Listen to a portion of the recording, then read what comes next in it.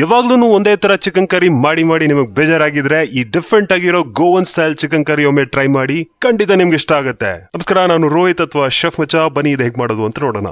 Govan chicken curry ಮಾಡೋದಕ್ಕೆ 1 spoon ಎಣ್ಣೆ ಬೇಯಿಸಿ ಮಾಡಿ ಅದರಲ್ಲಿ ಈ ಮಸಾಲೆ ಪದಾರ್ಥಗಳು ಸೇರಿಸಿ ಒಂದ್ 5 ನಿಮಿಷ ಸಣ್ಣ ಉರಿಯಲ್ಲಿ ಬಾಡಿಸ್ಕೋಬೇಕು. ಇದೇನೇನು ಅಂತ ಕಮೆಂಟ್ಸ್ ಅಲ್ಲಿ ಹಾಕಿರ್ತೀನಿ ನೋಡಿ. ಅದಾದ್ಮೇಲೆ ಸಣ್ಣದಾಗಿ ಹೆಚ್ಚಿರೋ ಶುಂಠಿ, ಬೆಳ್ಳುಳ್ಳಿ, ಈರುಳ್ಳಿ ಹಾಗೂ ತುರಿದ ತೆಂಗಿನಕಾಯಿ ಇದ್ರೆ ಚಂದ, ಬಟ್ ನನ್ನ ಹತ್ರ ಇರ್ಲಿಲ್ಲ, ಅದಕ್ಕೆ ನಾನು ಚಿಕ್ಕದಾಗಿ ಕಟ್ ಮಾಡಿ ಸೇರಿಸ್ಕೊಂಡಿದ್ದೀನಿ. ಇದೀಗ ಲೈಟ್ ಆಗಿ ಬ್ರೌನ್ ಆಗೋ ತನಕ ರೋಸ್ಟ್ ಮಾಡಬೇಕು. ಒಂದು 15 ನಿಮಿಷ ಬೇಕಾಗುತ್ತೆ. ನಂತರ ಕೂಲ್ ಆಗಕ್ಕೆ ಇಡಬೇಕು. ನೆಕ್ಸ್ಟ್ ಅದೇ ಬಾಣ್ಲಿಗೆ ಚಿಕನ್ ಸೇರಿಸಿ ನಾನು ಮುಂಚೆನೆ ಉಪ್ಪು ಖಾರ ಹಾಕಿ ಮ್ಯಾರಿನೇಟ್ ಮಾಡಿ ಇಟ್ಟಿದ್ದೆ. ಅದರ ಅವಶ್ಯಕತೆ ಇಲ್ಲ, ಫ್ರೆಶ್ ಚಿಕನ್ ಕೂಡ ಹಾಕೋಬಹುದು. ಅದೇ ತರ ಆಲೂಗಡ್ಡೆನು ಇದ್ರೆ ಹಾಕಿ, ಇಲ್ಲಾಂದ್ರೆ ಪರವಾಗಿಲ್ಲ. ಇದು ಆಕ್ಚುಲಿ ಮ್ಯಾರಿನೇಟ್ ಮಾಡಬೇಕಾಗಿರೋದು ಈ ಪದಾರ್ಥಗಳು ಸೇರಿಸಿ: ಶುಂಠಿ, ಬೆಳ್ಳುಳ್ಳಿ, ಹಸಿ ಮೆಣಸು ಹಾಗೂ ಕೊತ್ತಂಬರಿ ಸೊಪ್ಪು. ನಾನು ಮ್ಯಾರಿನೇಟ್ ಮಾಡ್ತಿಲ್ಲ, ಹಾಗೆ ಬೇಯಿಸ್ತಿದ್ದೀನಿ. ಇದೆಲ್ಲ ಸೇರಿಸಿ ಒಂದು ಸಲ ಚೆನ್ನಾಗಿ ಮಿಕ್ಸ್ ಮಾಡಿ ಒಂದು 15 ನಿಮಿಷ ಮುಚ್ಚಿಡಬೇಕು. ಅಷ್ಟರಲ್ಲಿ ತಣ್ಣಗಾಗಿರೋ ಮಸಾಲೆ ಮಿಕ್ಸಿ ಜಾರಿಗೆ ಹಾಕಿ ಸ್ವಲ್ಪ ನೀರು ಸೇರಿಸಿ ಅದನ್ನು ರುಬ್ಕೋಬೇಕು.